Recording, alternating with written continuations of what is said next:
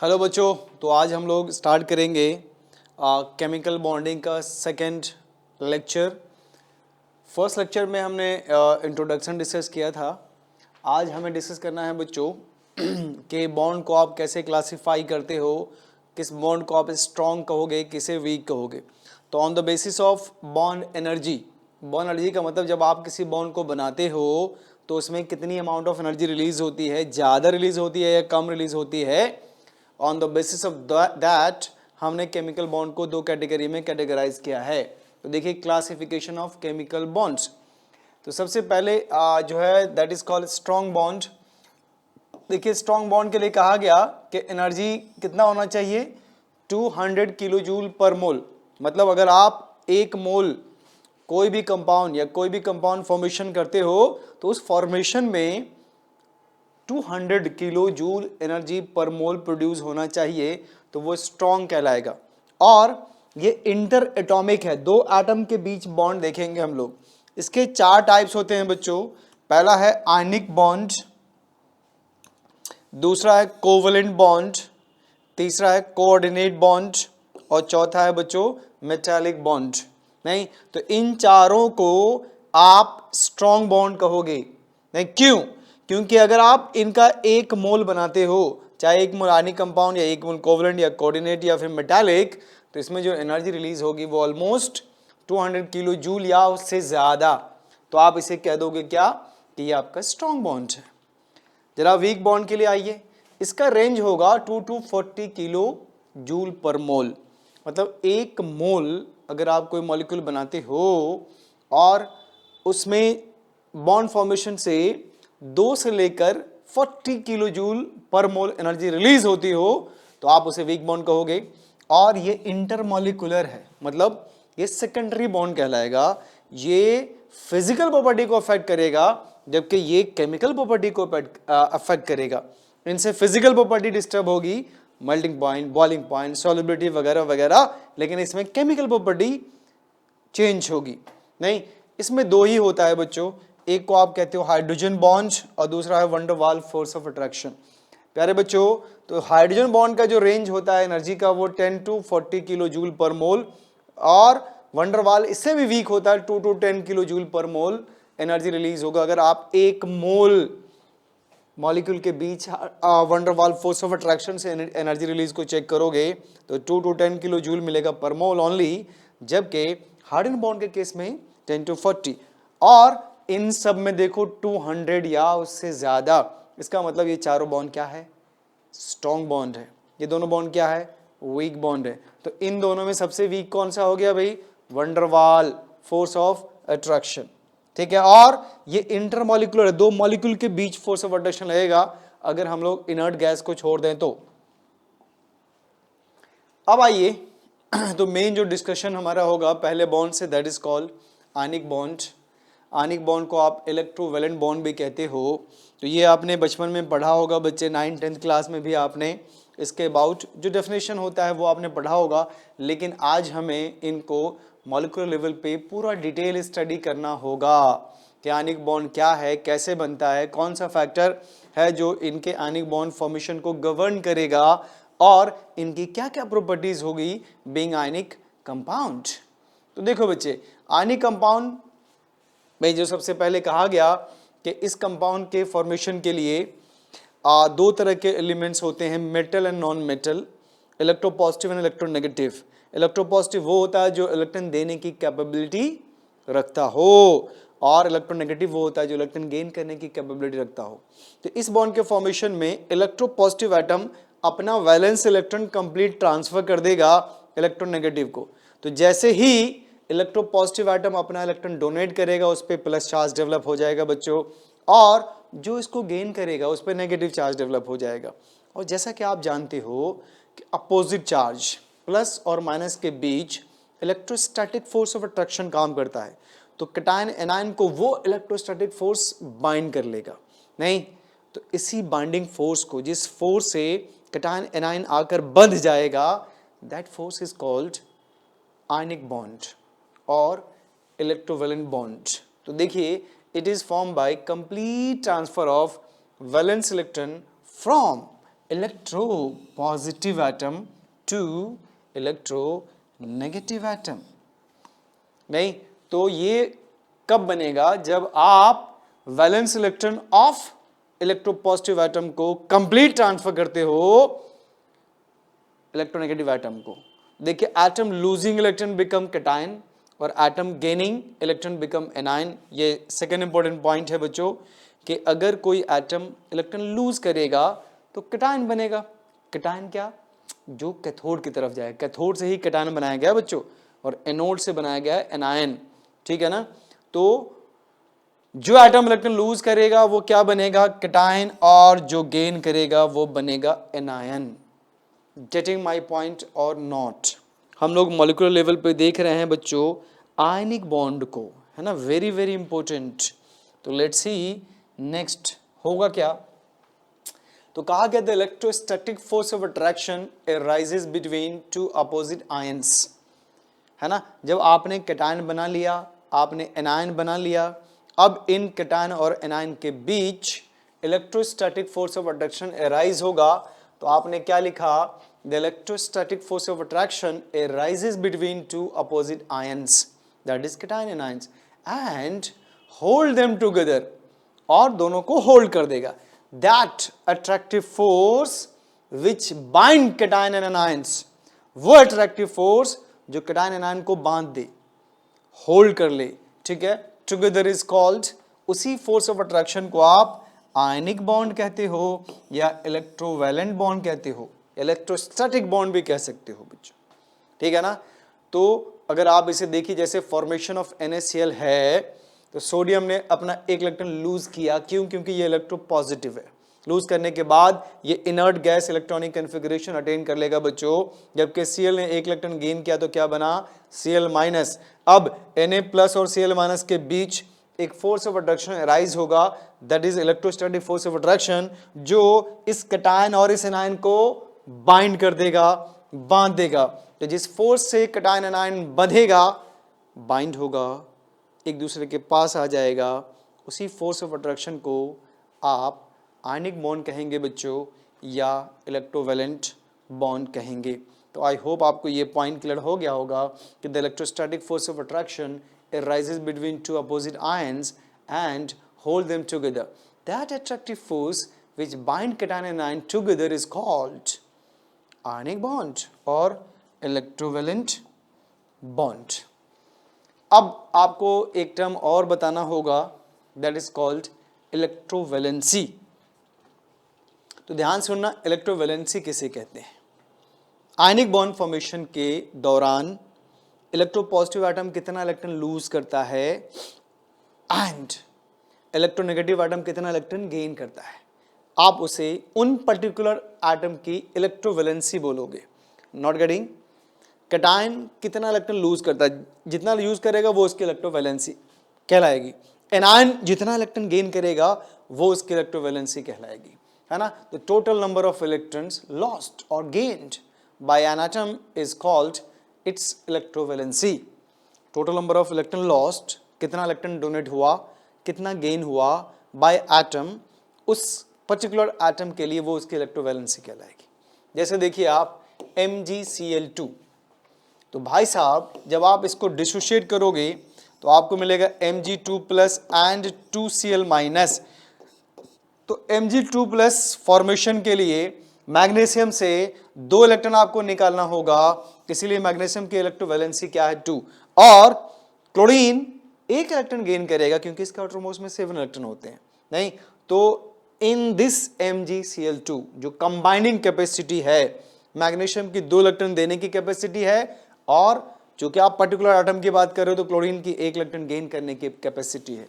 तो that's why in MgCl2 magnesium has 2 electrovalency and chlorine has 1। जबकि magnesium oxide में देखिए मैग्नीशियम की इलेक्ट्रोवैलेंसी 2, ऑक्सीजन की भी 2, क्योंकि ऑक्सीजन 2 इलेक्ट्रॉन गेन करेगा। एक बहुत बड़ा मिसकॉन्सेप्ट है, बहुत सारे बच्चे -2 बोलते हैं, गलत। Electrovalency never be negative positive, getting और नॉट।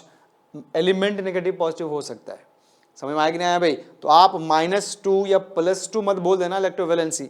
-2 +2 ऑक्सीडेशन स्टेट होता है, ये आप बाद में पढ़ोगे। AlCl3 तो एल्युमिनियम ने 3 इलेक्ट्रॉन डोनेट किया, तो एल्युमिनियम की इलेक्ट्रोवैलेंसी 3, क्लोरीन ने 1 इलेक्ट्रॉन गेन किया तो 1। है ऑल्सो इन Al2O3, जिसको आप एल्युमिनियम ऑक्साइड कहते हो बच्चों, एल्युमिनियम ने 3 इलेक्ट्रॉन डोनेट किया तो एल्युमिनियम की इलेक्ट्रोवैलेंसी 3, ऑक्सीजन ने 2 इलेक्ट्रॉन गेन किया तो ऑक्सीजन की इलेक्ट्रोवैलेंसी 2। समझ में आया कि नहीं आया? अब हमें ये जानना है बच्चों factors governing formation of ionic bond. Ionic bond के फॉर्मेशन को कौन कौन सा फैक्टर है जो गवर्न करता है, मतलब उस फैक्टर पे आयनिक बॉन्ड का फॉर्मेशन डिपेंड करता है। नहीं, वो कौन कौन से फैक्टर हैं? सबसे पहला है बच्चों एटॉमिक साइज। एटॉमिक साइज इसमें दोनों आता है, कैटायन एनायन दोनों। कहा गया कि larger atom can easily form cations. ठीक है, तो एटम का साइज जितना ज़्यादा होगा वो उतना आसानी से कैटायन फॉर्मेशन करेगा, और आयनिक बॉन्ड के लिए जितना जल्दी कैटायन फॉर्मेशन होगा उतनी अच्छी बात है। ठीक है ना?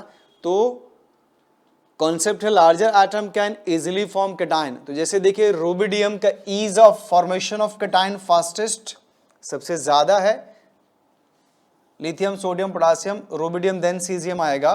तो एक काम करते हैं ना, लिथियम सोडियम पोटासियम रुबिडियम और ये आ गया आपका सीजियम। तो सबसे पहले सीजियम की टेंडेंसी होगी टू फॉर्म कैटायन, चूंकि बिग साइज का है। Smaller anion can easily form anion.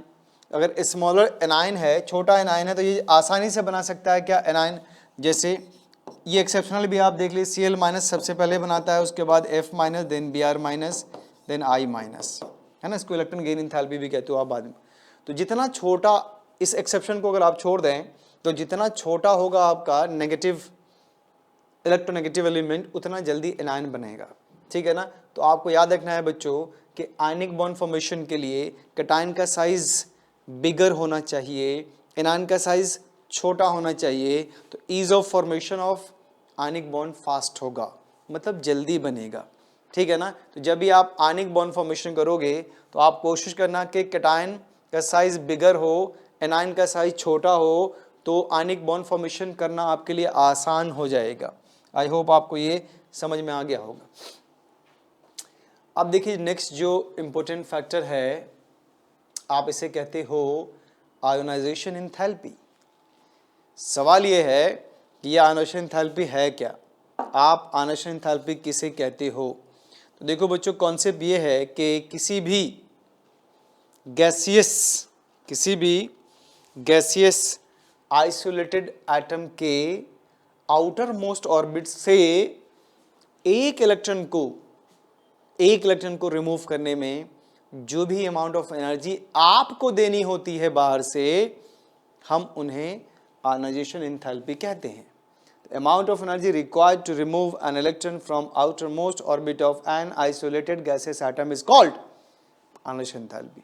Amount of energy required to remove an electron from an isolated gaseous atom is called ionization enthalpy. देखो atom with low ionization enthalpy can easily form cation। तो भाई साहब जिसमें कम energy देनी हो और जल्दी से कैटायन बन जाए तो इसका मतलब लो आयोनाइजेशन एंथैल्पी वैल्यू हुई।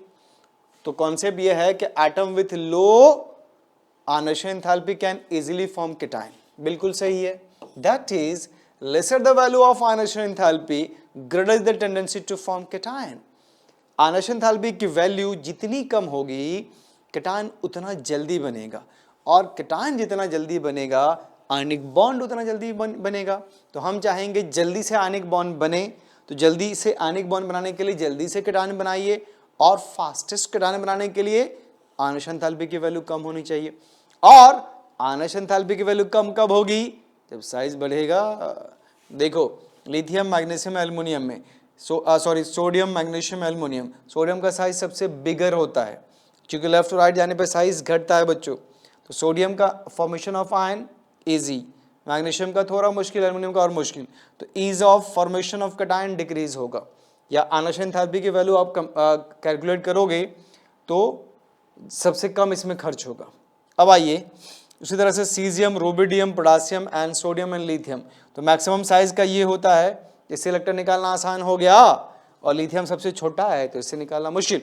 मीन्स इसको कैटायन में कन्वर्ट करने के लिए we need huge amount of energy, जबकि सीजियम को कैटायन में कन्वर्ट करने के लिए we need little amount of energy, थोड़ा अमाउंट ऑफ एनर्जी चाहिए आपको सीजियम को कैटायन में कन्वर्ट के लिए। तो ओवरऑल अगर आप चाहते हो कि आयनिक बॉन्ड फॉर्मेशन हो तो क्या करना होगा बच्चे, हमें वैल्यू ऑफ आयनाइजेशन एंथैल्पी लो रखना होगा, वैल्यू ऑफ आयनाइजेशन एंथैल्पी कम रखना होगा।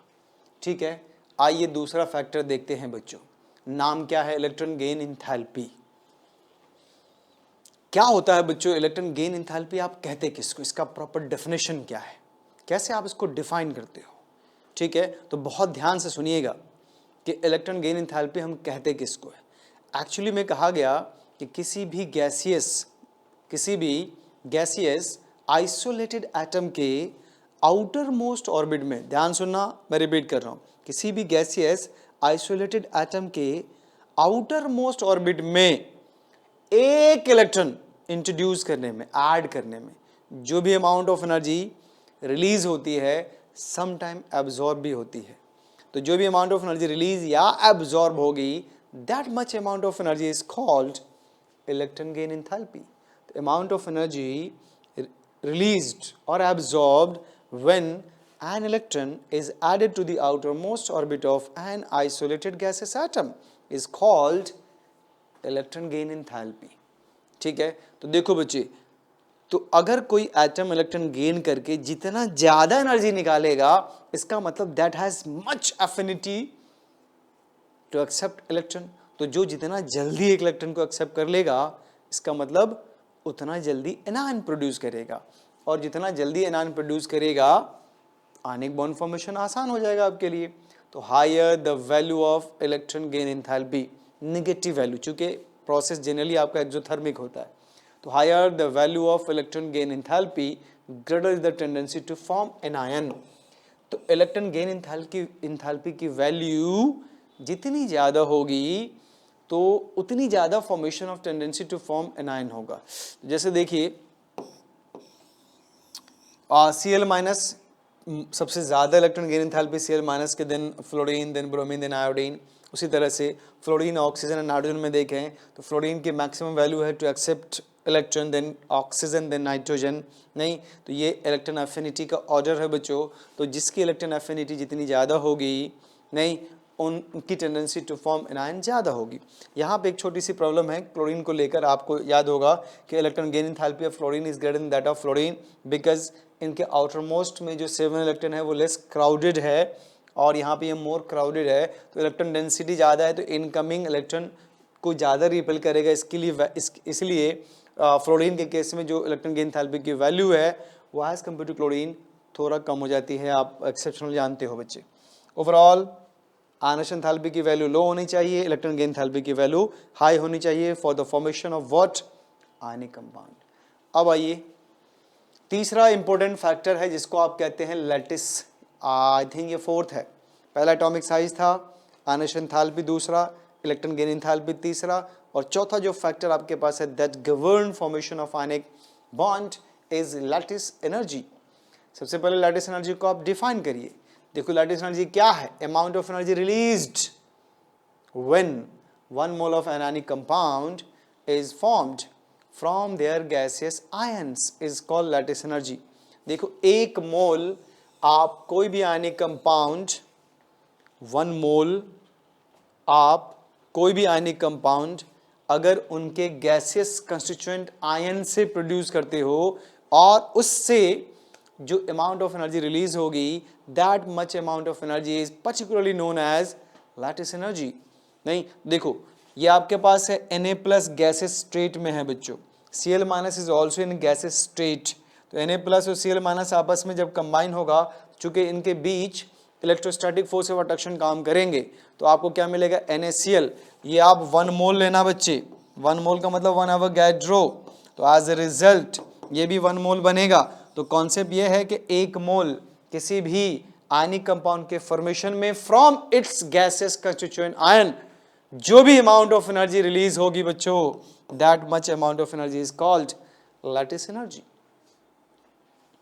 अगर ये Na+ सॉलिड होता, Cl- तो गैस होता ही है, तो फिर उसको लैटिस एनर्जी नहीं कहते हम। मान लो ये सोडियम है, क्लोरीन आप लिखते हो ना, sodium plus chlorine gives NaCl, तो वो इंथैल्पी ऑफ फॉर्मेशन कहलाएगा, ना कि लैटिस एनर्जी। लैटिस एनर्जी के लिए कंडीशन ये है कि इनके जो कॉन्स्टिट्यूएंट एलिमेंट्स हैं, आयंस हैं, that must be in their gaseous phase. Getting और नॉट? अब आपको ये जानना है कि लैटिस एनर्जी को कौन कौन से फैक्टर अफेक्ट करेंगे, और आयनिक बॉन्ड के फॉर्मेशन में लैटिस एनर्जी की वैल्यू ज़्यादा होनी चाहिए, ये अच्छी बात है, या कम होनी चाहिए, ठीक है ना। तो देखो मैग्नीट्यूड ऑफ चार्ज, तो सबसे पहला कॉन्सेप्ट ये है कि जितना हाई लैटिस एनर्जी होगा, ध्यान सुनना बच्चे, very important point, high lattice energy greater stability of ionic compound. जिस आयनिक कंपाउंड का लैटिस एनर्जी जितना ज्यादा होगा, वो कंपाउंड, वो क्रिस्टल, वो आयनिक कंपाउंड उतना ज्यादा स्टेबल होगा। तो आप चाहोगे कि लैटिस एनर्जी की वैल्यू क्या हो, मैक्सिमम हो, ज्यादा से ज्यादा हो, ताकि हमारा कंपाउंड ज्यादा स्टेबल बने। अब मैग्नीट्यूड ऑफ या फिर लैटिस एनर्जी की वैल्यू को कौन कौन सा फैक्टर अफेक्ट करेगा, तो देखिए सबसे पहला है magnitude of charge. Charge include both cation and ion, तो कैटायन एंड आयन पे जितना ज्यादा चार्ज होगा, लैटिस एनर्जी की वैल्यू उतनी ज्यादा होगी, ठीक है ना। तो देखिए lattice energy directly proportional to magnitude of charges. अब आप देखो, जैसे सपोज हमारे पास NaCl है, MgCl2 है एंड AlCl3 है। We have 3 ionic compounds, that is AlCl3, MgCl2 and NaCl। अब आपसे कहेगा कि इन तीनों में अगर आप इन तीनों के एक एक मोल आयनिक कंपाउंड्स को फॉर्म करते हो उनके गैसियस कंस्टिट्यूएंट आयन से, तो बताइए लैटिस एनर्जी की वैल्यू किस में मैक्सिमम मिलेगी और क्यों? For your kind information, it has maximum value because इनके पास चार्ज मैक्सिमम है। तो अगर आप इसको देखो तो आपके पास ये क्या है, Na+ है बच्चे, ये क्या है Mg2+ है, ये क्या है Al3+ है, एंड कॉन्सेप्ट सेज कि lattice energy is directly proportional to charge. तो इसके पास जो देखो कैटायन की बात अगर करें तो इसके पास 3 पॉजिटिव चार्ज है, हेयर 2 पॉजिटिव और हेयर 1 पॉजिटिव। तो जितना ज्यादा पॉजिटिव चार्ज होगा, लैटिस एनर्जी की वैल्यू उतनी ज्यादा होगी, ठीक है ना। तो इन तीनों में अगर कंपेयर करो तो AlCl3 has maximum value of lattice energy then MgCl2 then NaCl, ठीक है। अब आइए size of cation and anion. तो according to concept, value of lattice energy is inversely proportional to size of cation as well as anion. तो let's see, we have lithium chloride, sodium chloride, potassium chloride, rubidium chloride and caesium chloride. From top to bottom size of cation increases. From top to bottom size of cation increases. Here is the concept, lattice energy is inversely proportional to size of cation and ion. So as we increase the size of cation, lattice energy decreases. So that's why from top to bottom value of lattice energy decreases, because here size of an ion is similar in all cases because Cl minus are fixed in all cases, but in case of cation, lithium ion, sodium ion, potassium ion, rubidium ion and cesium ion, as we know from top to bottom in a group size increases. So here cesium has maximum, cesium ion has a maximum size. That's why for the formation of 1 mole of this cesium chloride you will get minimum amount of energy, but with lithium chloride it will form maximum amount of energy because size of lithium is smallest here. तो from top to bottom value of lattice energy decreases. I hope आपको समझ में आया होगा बच्चे. What about this case? Here cation को हमने fix कर दिया है, एनायन के साइज में वेरिएशन लाया, तो देखो F minus Cl minus Br minus I minus, as आप टॉप टू बॉटम आएंगे तो साइज अगेन बढ़ेगा, साइज बढ़ेगा तो यहाँ पे देखिए कैटायन एनायन दोनों के लिए सेम कॉन्सेप्ट है, तो लैटिस एनर्जी की वैल्यू घट जाएगी. तो value of lattice energy decreases by increasing size of anion as well as size of cation. तो ये आपके पास फॉर्मूला है टू फाइंड लैटिस एनर्जी, के यहाँ पे कांस्टेंट है Q1 Q2 charge of cation anion है, और नीचे रेडियस ऑफ केटायन और एनायन है। आई होप आपको समझ में आ रहा होगा। तो आइए बच्चे, तो ये आपने देख लिया कि वो कौन कौन से फैक्टर्स हैं जो आयनिक कंपाउंड के फॉर्मेशन को गवर्न करेगा। तो आपने देखा बच्चे, पहला था साइज, दूसरा था आयनेशन एंथैल्पी, तीसरा इलेक्ट्रॉन गेन एंथैल्पी, चौथा लैटिस एनर्जी। तो साइज ऑफ कैटायन ज़्यादा छोटा बिगर होना चाहिए, साइज ऑफ एनायन छोटा होना चाहिए। ये एक पहला फैक्टर, पहला कॉन्सेप्ट सीखा आपने। दूसरा में आयनेशन एंथैल्पी की वैल्यू, चूँकि आयनेशन एंथैल्पी की बात करेंगे तो आप कैटायन की बात करेंगे, तो ionization enthalpy of cation should be low, electron gain enthalpy of anion should be high, lattice energy should be high, ठीक है, for formation of ionic compound. Now what are the properties of ionic compounds. अगर ionic compounds है उसकी क्या क्या properties होगी, ठीक है। तो सबसे पहले फिजिकल प्रॉपर्टीज में देखिए, फिजिकल स्टेट की अगर हम बात करें कि अगर आपके पास आयनिक कंपाउंड है तो इसका फिजिकल स्टेट क्या होगा, सॉलिड होगा, लिक्विड होगा, गैस होगा, क्या होगा। तो देखो बच्चे, इस कॉन्सेप्ट में कहा गया they are hard, crystalline and brittle solid due to strong electrostatic force of attraction. अगर आपके पास कंपाउंड आयनिक है बच्चों तो ये हार्ड होगा, क्रिस्टलाइन, ब्रिटल, सॉलिड होगा, है ना। दैट मीन्स कि generally ionic compounds are solid in nature. I hope आपको ये समझ में आ गया होगा। नेक्स्ट है बच्चों boiling point and melting point. देखो boiling point and melting point की अगर हम बात करें तो इसका boiling point and melting point भी क्या होगा, हाई। क्यों? क्योंकि इनमें भी strong electrostatic force of attraction है। तो जब आप मेल्ट करोगे किसी भी आयनिक कंपाउंड को तो मेल्ट करने के लिए उनके क्रिस्टल्स को ब्रेक करना होगा, और चूंकि आप जानते हो कि ये इलेक्ट्रोस्टैटिक फोर्स ऑफ अट्रैक्शन से बाइंड होते हैं, क्रिस्टल के फॉर्म में बाइंड होते हैं, तो इन क्रिस्टल्स को ब्रेक करने में आपको ज़्यादा अमाउंट ऑफ एनर्जी देना होगा, ठीक है। तो they have high melting and boiling point due to strong electrostatic force of attraction. I hope ये भी आपको समझ में आ गया होगा। चलिए नेक्स्ट है बच्चों कंडक्टिविटी। कहा गया कि अगर हमारे पास आयनिक कंपाउंड है तो ये कैसा होगा, कंडक्टर होगा या इंसुलेटर होगा, ठीक है ना। तो देखिए बच्चे, कहा गया कि डिपेंड्स ऑन आयनिक मोबिलिटी। जो कंडक्टिविटी है वो आयनिक मोबिलिटी पर डिपेंड करेगा। मतलब कि आयनिक कंपाउंड है तो आपके पास फ्री इलेक्ट्रॉन तो होंगे नहीं, आपके पास कैटायन और एनायन होगा। अब वो कैटायन एनायन मूवेबल है कि नहीं, मूव करेगा कि नहीं करेगा। अगर मूव किया तो कंडक्टर, मूव नहीं किया तो इंसुलेटर। Getting my point. तो देखिए इन सॉलिड स्टेट, तो सॉलिड स्टेट में कैटायन एनायन मूव तो करेगा नहीं, सिर्फ वाइब्रेट कर सकता है, डांस करेगा भी अपनी जगह पे। तो वाइब्रेशन से इलेक्ट्रिसिटी कंडक्ट नहीं हो सकती, ठीक है ना। तो that's why concept is no free ions, that's why bad conductor of electricity. Ionic compound के सॉलिड स्टेट में कोई फ्री आयंस नहीं होता, इसीलिए ये बैड कंडक्टर या इंसुलेटर होगा, इलेक्ट्रिसिटी को कंडक्ट नहीं करेगा।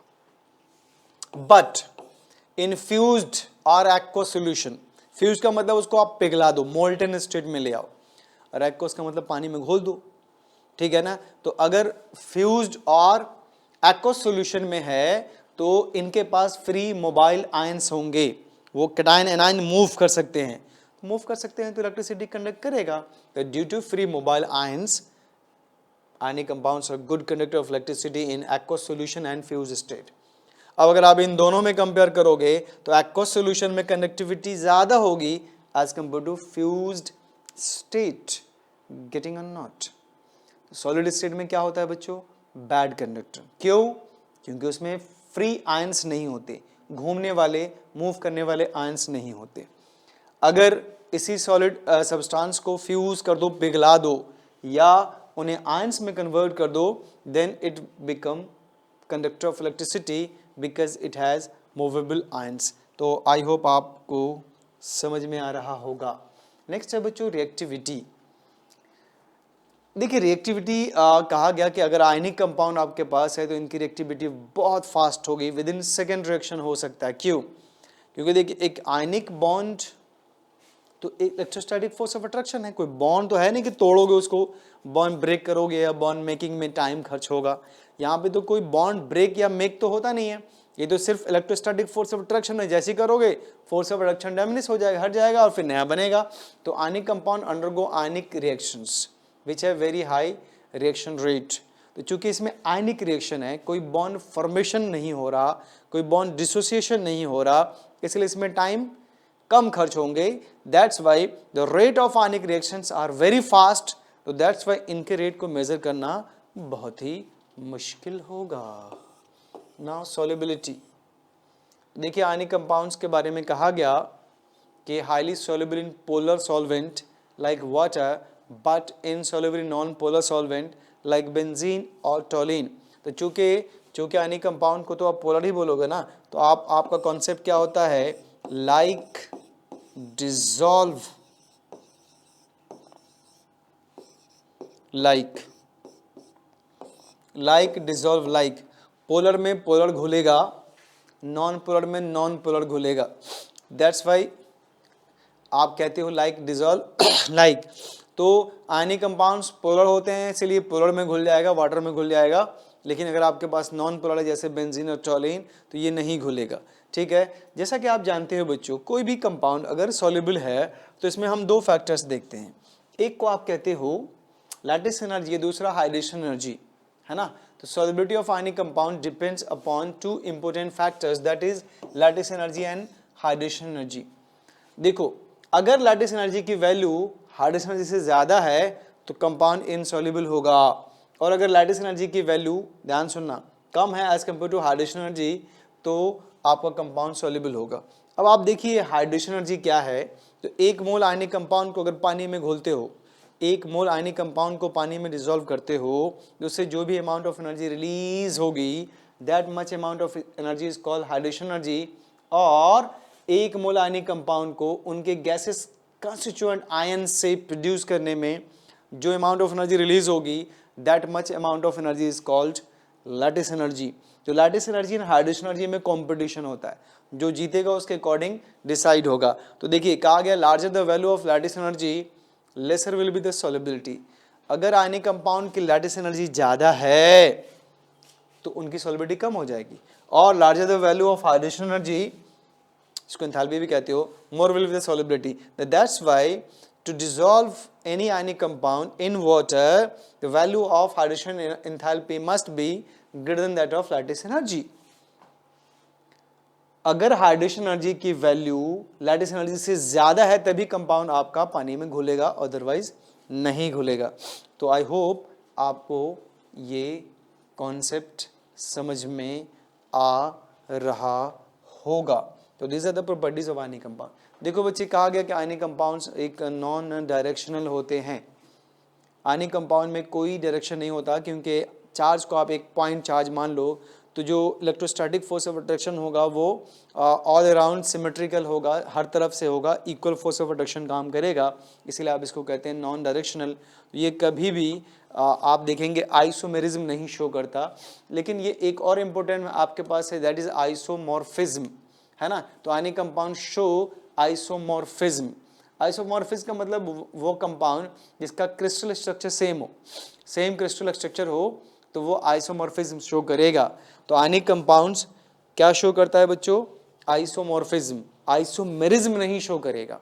अब आइसोमॉर्फिज्म के लिए देखा गया है कि कैटायन एनायन का साइज ऑलमोस्ट सेम होना चाहिए। जैसे देखो ये इन दोनों का क्रिस्टल स्ट्रक्चर सेम है, दैट्स वाई फेरस सल्फेट और zinc sulphate dot 5 molecule of water of crystallization are isomorphous of each other because cation का ऑलमोस्ट साइज सेम है, और एनायन में तो आपने सल्फेट ही लिया दोनों में, तो ये दोनों आइसोमॉर्फिज्म ऑफ ईच अदर कहलाएगा। क्या आयनिक कंपाउंड समझ में आ गया आप लोग? आयनिक बॉन्ड समझ में आ गया? नहीं? तो ये इंपॉर्टेंट कॉन्सेप्ट था आयनिक बॉन्ड का। अब जरा आप सोचिए, इतना पढ़ने के बाद तो क्या वाकई आप आयनिक कंपाउंड को समझ गए हो, आयनिक बॉन्ड को समझ गए हो? नहीं, इस पे अगर क्वेश्चंस पूछे जाएंगे तो क्या आप इनके आंसर्स कर पाओगे? नहीं? तो एक बार पढ़िए अच्छे से नोट्स बनाइए और उस नोट्स को 2 बार 3 बार 4 बार 5 बार पढ़ लो और फिर आप आई क्लोज करके ये सोचो कि क्या हमने कॉन्सेप्ट सीखा कि नहीं सीखा। अपने आप से सवाल करो कि आयनिक बॉन्ड क्या होता है, वो कौन कौन से फैक्टर है जो आयनिक बॉन्ड के फॉर्मेशन को गवर्न करेगा, वो क्या क्या प्रॉपर्टीज़ है जो आयनिक कंपाउंड में एसोसिएटेड होगी। ठीक है ना। तो आयनिक कंपाउंड कैसे बनाते हो बच्चे, तो आपको बताया गया कि आयनिक कंपाउंड में इलेक्ट्रोपॉजिटिव और इलेक्ट्रोनेगेटिव एलिमेंट्स होते हैं जिसमें आपस में वैलेंस इलेक्ट्रॉन का कंप्लीट ट्रांसफ़र होता है। मतलब ये कि जो इलेक्ट्रोपॉजिटिव है वो अपना पूरा का पूरा इलेक्ट्रॉन इलेक्ट्रोनेगेटिव को देगा।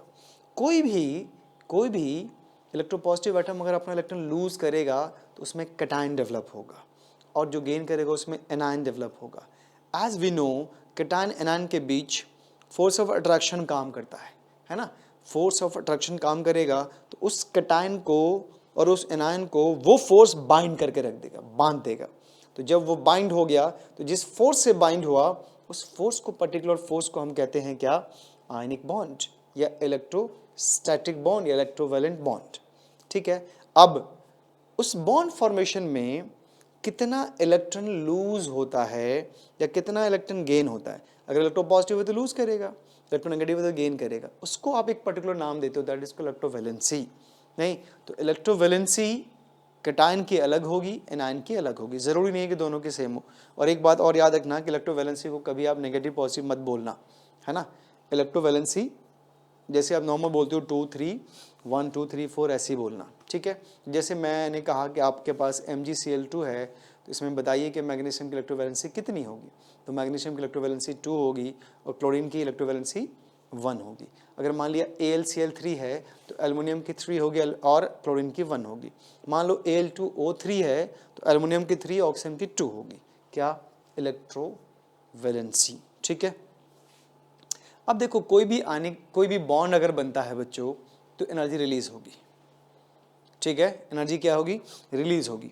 तो कहा गया कि अगर 1 मोल आयनिक कंपाउंड आप बनाते हो उनके गैसेस कंस्टिट्यूएंट से, तो उस जितनी अमाउंट ऑफ एनर्जी रिलीज होगी उस अमाउंट ऑफ एनर्जी को हम कहते हैं लैटिस एनर्जी। ठीक है। अब सवाल ये आया कि वो कौन कौन से फैक्टर्स हैं जो आयनिक कंपाउंड के फॉर्मेशन को गवर्न करेगा। नहीं तो इसमें सबसे पहला आया साइज। ठीक है। तो देखो आपके पास कैटायन एनायन दोनों हैं तो हमने साइज देखा तो कहा गया कि हमें मेन कैटायंस बनाना है मान लीजिए, तो साइज को हमें बिगर रखना होगा। तो कैटायन का साइज जितना ज़्यादा होगा उसका फॉर्मेशन उतना आसान होगा।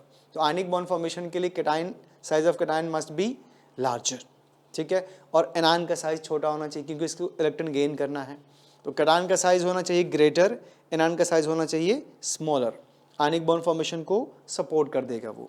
ठीक है। फिर नेक्स्ट आया आयनाइजेशन एंथैल्पी। अब कहा गया आयनाइजेशन एंथैल्पी होता क्या है बच्चों, तो किसी भी गैसियस आइसोलेटेड एटम के आउटर मोस्ट ऑर्बिट से जब आप एक इलेक्ट्रॉन निकालते हो तो जो भी अमाउंट ऑफ एनर्जी देनी होगी that is called ionization enthalpy. तो for the formation of ionic compound value of ionization enthalpy for cation must be low. तो जितनी कम वैल्यू होगी उतना जल्दी कैटायन बना पाओगे बच्चों। और नेक्स्ट फैक्टर है that is called electron gain enthalpy. Electron gain enthalpy के बारे में मैंने आपको बताया कि किसी भी गैसेस आइसोलेटेड एटम के आउटर मोस्ट ऑर्बिट में अगर आप एक इलेक्ट्रॉन ऐड करते हो तो उससे जो भी अमाउंट ऑफ एनर्जी रिलीज होगी that is called its electron gain enthalpy. तो जो जितना जल्दी इलेक्ट्रॉन गेन कर ले उतना जल्दी आयन में कन्वर्ट होगा और फिर आयनिक बॉन्ड बना पाओगे। तो value of electron gain enthalpy must be high. नहीं तो जिसकी इलेक्ट्रॉन गेन एंथैल्पी जितनी ज़्यादा होगी वो उतना जल्दी इलेक्ट्रॉन को एक्सेप्ट कर लेगा बच्चों। फिर जब कैटायन आयन बन जाएगा तो इनके बीच इलेक्ट्रोस्टैटिक फोर्स ऑफ अट्रैक्शन काम करेगा और उनसे जो एनर्जी रिलीज होगी उसको हम कहते हैं लैटिस एनर्जी। तो अगर आप चाहते हो कि आपका आयनिक कंपाउंड स्ट्रॉन्ग बने, स्टेबल बने, तो लैटिस एनर्जी की वैल्यू ज़्यादा होनी चाहिए। अब लैटिस एनर्जी की वैल्यू ज़्यादा है या कम है ये कैसे पता चलेगा, तो देखिए लैटिस एनर्जी क्या होता है, mu equal to k Q1 Q2 upon r cation और आर एनायन। मतलब ये कि चार्ज के डायरेक्टली प्रोपोर्शनल होता है और साइज के इनवर्सली प्रोपोर्शनल होता है। तो जितना ज़्यादा चार्ज होगा cation anion both, lattice energy की वैल्यू उतनी ज़्यादा होगी। और जितना बिग साइज का होगा आपका एलिमेंट, नहीं लैटिस एनर्जी की वैल्यू उतनी कम हो जाएगी। तो अगर आप चाहते हो कि आयनिक कंपाउंड आपका स्टेबल बने तो लैटिस एनर्जी की वैल्यू को आपको बढ़ाना होगा। ठीक है ना। फिर उसके बाद जो आपने प्रॉपर्टीज़ डिस्कस किया कि क्या क्या सॉलिड होगा, इंसुलेटर होगा, high melting point, boiling point होगा, आइसोमॉर्फिज्म शो करेगा या आइसोमेरिज्म शो करेगा, डायरेक्शनल होगा या नॉन डायरेक्शनल होगा, नहीं इनके रेट ऑफ रिएक्शन को मेजर कर पाओगे या नहीं कर पाओगे। तो ये सारा फैक्टर्स आपको एकदम टिप्स पे याद होना चाहिए, ठीक है। तो बहुत सिंपल है बच्चों, इस पे बहुत सारे आपको क्वेश्चंस मिल जाएंगे, प्रीवियस ईयर में भी बहुत सारे आए हुए क्वेश्चंस हैं, नहीं तो आप इसको अच्छे से पढ़ लीजिए, नोट्स बना लीजिए, शॉर्ट नोट बनाइए और उसको बार बार रिवाइज करिए। नेक्स्ट क्लास में हम लोग आगे डिस्कस करेंगे, मोस्ट प्रोबेबली मैं आपको कोवेलेंट कंपाउंड्स के अबाउट इसी तरह से पूरा डिटेल बताऊंगा। फिर उसमें हम लोग वैलेंस बॉन्ड थ्योरी पढ़ेंगे, फिर VSEPR थ्योरी पढ़ेंगे, नहीं फिर उसके बाद हाइब्रिडेशन, वेरी इंपॉर्टेंट कॉन्सेप्ट, और हाइब्रिडेशन के बाद molecular orbital theory, then hydrogen bonding और वंडर वाल फोर्स, उसके बाद ये फिनिश हो जाएगा, ठीक है। तो बाय बच्चों।